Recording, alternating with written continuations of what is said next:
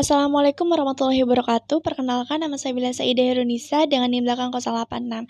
Saya di sini akan membahas terkait buruknya stabilitas pangan di Pulau Papua. Langsung saja, Pulau Papua ini meliputi Provinsi Papua, Papua Barat, Papua Tengah, Papua Selatan, Papua Barat Daya yang sedang menghadapi tantangan serius terkait ketahanan pangan. Nah, di sini bisa dilihat dari data FSA bahwasanya di Pulau Papua ini cenderung rentak karena di sini berwarna merah, sedangkan daerah Indonesia lain itu berwarna hijau yang diartikan sebagai dia ini tahan terhadap ketahanan pangan. Jadi ketika daerah lain dengan mudah mendapatkan pangan, tetapi di Papua ini sulit sekali gitu untuk mendapatkan pangan. Padahal Papua ini kekayaan alamnya tuh sungguh sangat melimpah, dan itu tuh berpotensi menghadirkan adanya kemandirian pangan. Namun justru di Papua ini malah memiliki angka prevalensi of undernourishment atau PAU tertinggi di Indonesia sebesar 35,63%. Pada tahun 2023, angka ini berarti lebih dari 1 dari 3 penduduk Papua ini tidak mendapatkan asupan yang cukup gitu untuk hidup normal. Dan juga krisis pangan ini sering sekali terjadi di Papua. Bisa kita lihat dari data stunting 2024 itu masih sangat cukup tinggi ya, 41%. Nah, ini menunjukkan bahwasanya 4 dari 10 anak Papua ini mengalami stunting. Dan juga krisis pangan seperti kelaparan itu sering sekali terjadi di Papua, yang bahkan menelan korban jiwa. Nah, di sini kita akan membahas ketahanan pangan, bagaimana stabilitas ketahanan pangan di Papua. Dan di sini kita akan membahas melalui 3 pilar, yaitu pilar ketersediaan, pilar aksesibilitas, dan juga pilar pemanfaatan. Nah, di sini dalam stabilitas ketersediaan pangan, itu kan ketersediaan pangan ini bisa didapatkan melalui produksi, cadangan pangan pemerintah, impor, bantuan gitu. Nah, di sini kita akan membahas terkait impor terlebih dahulu ya. Papua ini 80% pangan itu impor dari luar provinsi. Ini sebuah paradoks absurd ya, karena 42% hutan Indonesia tuh di Papua. Namun kenapa Papua ini tidak bisa memberikan pangan yang cukup untuk penduduknya. Nah, di sini ada data ketergantungan impor. Yang pertama itu ada beras. Beras itu sekitar 95% diimpor dari Sulawesi dan Jawa. Nah, penduduk Papua ini emang sebagian besar itu mengonsumsi beras, yang dimana menjadi makanan pokok mereka. Namun kan Papua ini daratan tinggi, yang dimana daratan tinggi itu sulit sekali gitu untuk menanam padi. Nah, inilah yang menjadi pilihan mereka untuk melakukan impor gitu, untuk memenuhi kebutuhan beras mereka, karena beras yang ada di daerah mereka tuh belum bisa mencukupi kebutuhan mereka. Nah, ini gula juga ada 100%, minyak goreng 100%, tepung terigu 100%.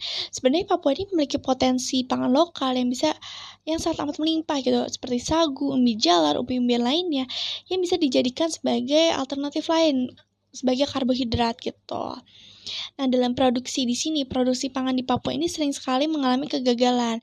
Seperti yang di atas di sini foto ini, itu tuh kegagalan panen akibat adanya cuaca ekstrim di Kabupaten Lani Jaya. Nah, peristiwa ini tuh sebenarnya sudah sering sekali terjadi. Maka dari itu ini sih menunjukkan bahwasannya ada masalah serius dalam sistem pangan di kawasan ini. Nah, pemerintah juga sebenarnya udah memberikan strategi gitu untuk ketahanan pangan dan ketersediaan pangan di Pulau Papua dengan melakukan proyek food estate. Namun sampai saat ini proyek food estate ini bisa dibilang gagal ya. Nah, maka dari itu belum ada solusi lebih lanjut untuk ketersediaan pangan di Papua. Nah, untuk saat ini sih Bulog Papua ini udah bisa mengatakan bahwasannya beras di Papua ini sampai Desember 2025 itu cukup. Nah, itu tuh berasal dari impor semua. Maka dari itu harus dicari solusinya agar Papua ini tidak bergantung pada impor, apalagi harga ke Papua itu maksudnya pangan ke Papua itu sangat amat mahal gitu, karena adanya transportasi yang cukup sulit. Selanjutnya di sini kita akan membahas implikasi ketergantungan impor. Nah, impor ini memberikan dampak yang cukup buruk ya. Yang pertama itu ada kerentanan harga. Di sini fluktuasi biaya transportasi itu biasanya mempengaruhi harga pangan. Ketika transportasi mahal, BBM naik, itu akan mempengaruhi harga pangan. Apalagi di Papua nih, ketika BBM gak naik juga itu udah 2-3 kali lipat gitu dibandingkan dengan daerah lain harga pangannya. Lalu yang kedua itu ada resiko distribusi. Nah, gangguan cuaca atau logistik itu dapat menyebabkan adanya kelangkaan. Nah, ini tuh emang sering sekali terjadi di Papua. Ketika adanya cuaca ekstrem itu tuh kelangkaan pangan tuh sering sekali yang menyebabkan adanya krisis pangan. Lalu yang ketiga itu ada ketidakstabilan pasokan. Untuk daerah-daerah terpencil itu belum ada akses gitu untuk pangan ini masuk ke sana. Nah, bisa kita lihat di sini di gambar di atas ini itu adalah orang-orang yang sedang mengantri untuk mendapatkan pangan dari bantuan-bantuan gitu. Karena sini bisa menunjukkan adanya buruknya stabilitas pangan di Pulau Papua yang menyebabkan seringnya terjadi krisis pangan. Sampai saat ini masyarakat Papua ini masih dihantui dengan adanya ketidakstabilan ketersediaan pangan. Lalu masuk ke dalam buruknya aksesibilitas. Nah, ketika ada uang, makanan pun tetap tak bisa dijangkau oleh masyarakat Papua karena adanya beberapa hal. Sini ada 3 yang kita akan bahas. Yang pertama tuh aspek ekonomi, fisik, dan juga sosial. Nah, dalam aspek ekonomi di sini itu ada data kemiskinan Papua. Data ini tuh bukan hanya sekedar data statistik aja, tapi data ini tuh sebagai cerminan ketidakmampuan sistemik dalam pengaksesan pangan.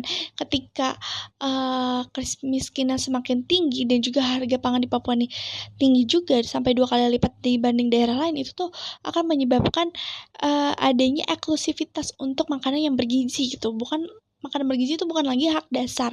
Nah, bisa kita lihat dari perbandingan harga di Pulau Papua dan Pulau Jawa itu sangat amat lumayan jauh ya gapnya. Dan di sini juga dengan upah minimum Papua itu belum bisa mencukupi kebutuhan sepenuhnya gitu. Maka dari itu banyak sekali permasalahan gizi di Papua. Lalu selanjutnya itu masuk ke dalam aspek fisik. Nah, aspek fisik di sini tuh bisa seperti infrastruktur, jalan, jembatan. Nah, itu tuh bisa dari laut, udara, dan juga darat ya. Nah, di sini tuh dalam aspek darat yang paling murah ini tuh belum sekali memadai. Maka dari itu pangan di Papua ini masih sangat mahal. Menurut Kejaksaan Negeri Jayapura, dia ini udah menangani 3 dari 4 kasus korupsi anggaran untuk pembangunan fasilitas infrastruktur dengan kerugian negara mencapai 10,3 miliar. Nah, ini menunjukkan bahwasannya emang para oknum-oknum di sana tuh justru malah merugikan Papua. Sampai saat ini Papua ini belum bisa mendapatkan infrastruktur yang memadai sehingga harga pangan nih masih sangat amat mahal. Bahkan di sini dalam jalur udara aja harga tiket ke Papua tuh jauh sekali gitu dibandingkan ke Tokyo, kayak lebih mahal ke Tokyo dibanding ke Papua. Lalu masuk ke dalam aspek sosial. Aspek sosial ini bisa kita lihat dari kurang baik ya, karena Papua ini 620.000 anak itu tidak bersekolah gitu, tidak menyelesaikan pendidikannya, dan pemerintah juga sudah berusaha untuk agar masyarakat miskin ini dapat mengakses pangan dengan melakukan adanya bantuan sosial, memberikan bansos agar bisa membeli pangan. Lalu masuk ke dalam kurangnya pemanfaatan pangan. Nah, dalam kurangnya pemanfaatan pangan di sini yang pertama itu ada keterbatasan air bersih atau sanitasi. Nah, di Papua ini kan emang air bersih dan sanitasi ini sangat amat minim sekali ya.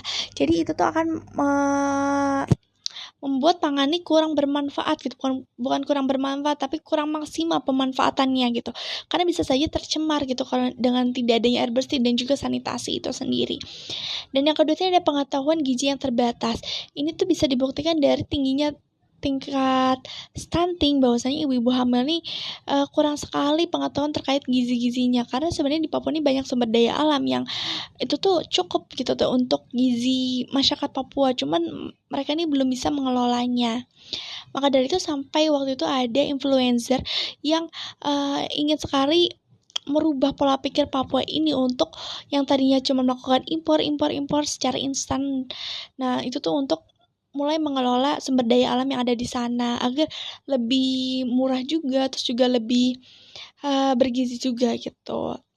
Yang kedua adanya kurangnya diverifikasi pangan, seperti yang sudah dijelaskan sebelumnya, bahwa masyarakat Papua ini cenderung monoton gitu.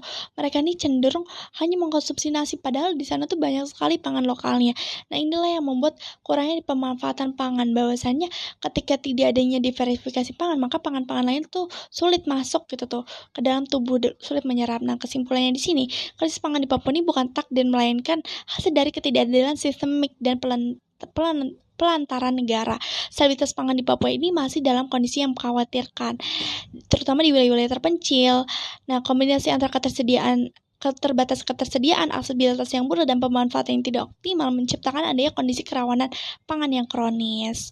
Nah, di sini berdampak pada angka kemiskinan dan malnutrisi. Maka itu diperlukan intervensi untuk sektor-sektor lain untuk memperbaiki kondisi ini. Oke, mungkin cukup sekian presentasi dari saya. Wassalamualaikum warahmatullahi wabarakatuh.